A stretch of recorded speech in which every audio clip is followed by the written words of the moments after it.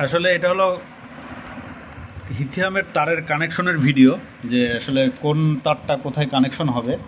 এই যে যে লাল তারটা আছে সেটা যাবে নিচে, এটা এখান থেকে যাবে সার্কিটের বক্সের, এখান থেকে যেয়ে এই পাশ দিকে এসে এই যে পিভি ইনে লাল যাবে এটা, আবার পিভির ব্লাকটা ঢুকবে, তারপরে পিভির ব্লাকটা ঢুকবে, পিভির ব্লাকটা ঢুকে আবার উপর দিয়ে এসে আবার এই সাইড দিয়ে এসে আবার এই পিভির ব্লাকে থাকবে। এই তারের কম্বিনেশন ঠিক না হলে শর্টেজ তৈরি হবে এই সাইডে।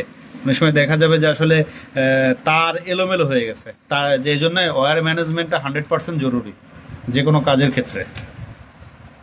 একজন দক্ষ ইলেকট্রিশিয়ান সবসময় তার ওয়্যার ম্যানেজমেন্টটা ঠিক রাখবে, এটা আইটির ক্ষেত্রেও সেম।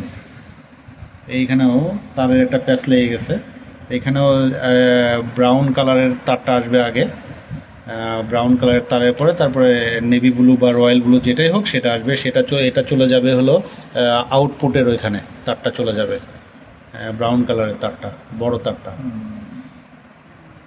এটা এটা ব্রাউন কালার এখানে প্যাচ চলে যাচ্ছে, ব্লু কালার ঢুকালে সব থেকে ভালো হচ্ছে এখন। এটা আসলে ভুল হয়েছিল, এটা হলো ব্লু কালার আসবে প্রথমে। এখানে সুন্দর করে লাগাইতে হবে যাতে তারে কোনো ক্ষতি না হয়, কারণ এই তারগুলা পার্মানেন্ট, একবার ড্যামেজ হলে এটা রিপেয়ার করার কোনো অপশন নেই। তো এইগুলো খুব সেন্সিটিভ এবং খুব কেয়ারফুলি এগুলো হ্যান্ডেল করতে হবে, যে কোনো তার যেন ভাঁজ না পড়ে, কোনো জায়গায় যেন ছিঁড়ে না যায়, কোনো জায়গায় যেন চাপ খেয়ে লেগে না থাকে, কারণ একটাতে নেগেটিভ একটাতে পজিটিভ থাকে।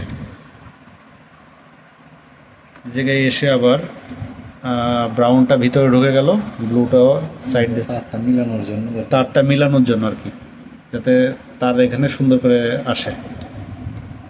জায়গাটা খুবই আসলে সংকীর্ণ জায়গা, এটার উপর আবার কেচিংয়ের যে শিল্ড আছে হোয়াইট শিল্ড এটা ঢুকবে, যার কারণে তারের ম্যানেজমেন্ট ঠিক রাখতে হবে। এখানে 100% খেয়াল রাখতে হবে যে ব্রাউন কালারটা কোথায় যাচ্ছে, প্লাস প্লাস, এই যে নীল কালারটা যাচ্ছে প্লাসে, নীল কালারটা প্লাসে যাচ্ছে, আউটপুটের প্লাসে যাচ্ছে, AC in, AC in, AC in, AC ইনে যাচ্ছে হলো প্লাসে যাচ্ছে হলো ব্লু কালারটা, আর ব্রাউনটা যাচ্ছে হলো মাইনাসে এসি ইনে।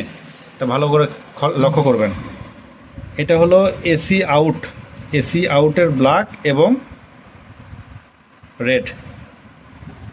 আর এগুলো ভিতরের ফ্যান, এগুলো বোঝা যাচ্ছে এগুলো হলো ডায়াসের যেগুলো হলো মাথা আছে, মাথা অনুযায়ী লাগালে হবে, এগুলো কোনো আসলে দেখার কিছু নাই, এগুলো একটা লাগানো যাবে না। ছোট ছোট দুইটা পিন আছে, লেগে গেল, ওকে। সাইড দিয়ে তারটা নিতে হবে সুন্দর করে, এই যে সাইড দিয়ে, যাতে তারটা কোনোভাবে। একটা এই যে কুলিং ফ্যান, ভিতরে দুটো ফ্যান আছে ছোট ছোট, তো দুইটা কুলিং ফ্যানের লাইন যাচ্ছে তারের ভিতর দিয়ে। কুলিং ফ্যানের লাইনটা আসবে এদিক থেকে ঘুরে প্যাচ দিয়ে যাবে,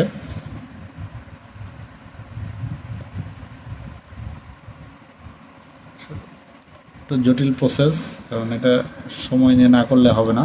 কোনো একটা তার যদি ভিতরে ছিঁড়ে যায় বা চাপা খায় সেক্ষেত্রে হবে কি, ইরোর হয়ে থাকবে। কুলিং ফ্যানের কানেকশনটা সার্কিট বোর্ডের মাঝখানে, খুব সাবধানতার সাথে এটা লাগাইতে হয়।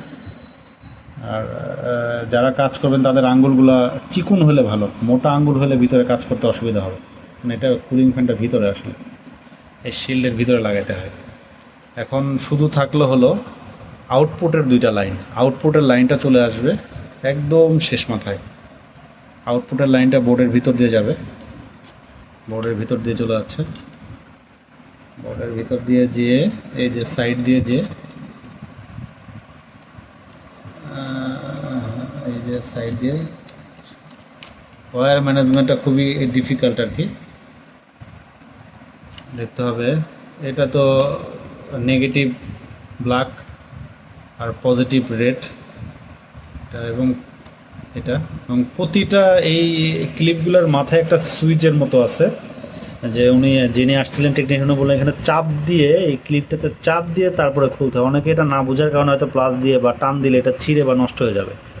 এখানে একটা ক্লিপের মতো আছে, এখানে এটা চাপ দিয়ে খুলতে হবে খুব দক্ষতার সহকারে।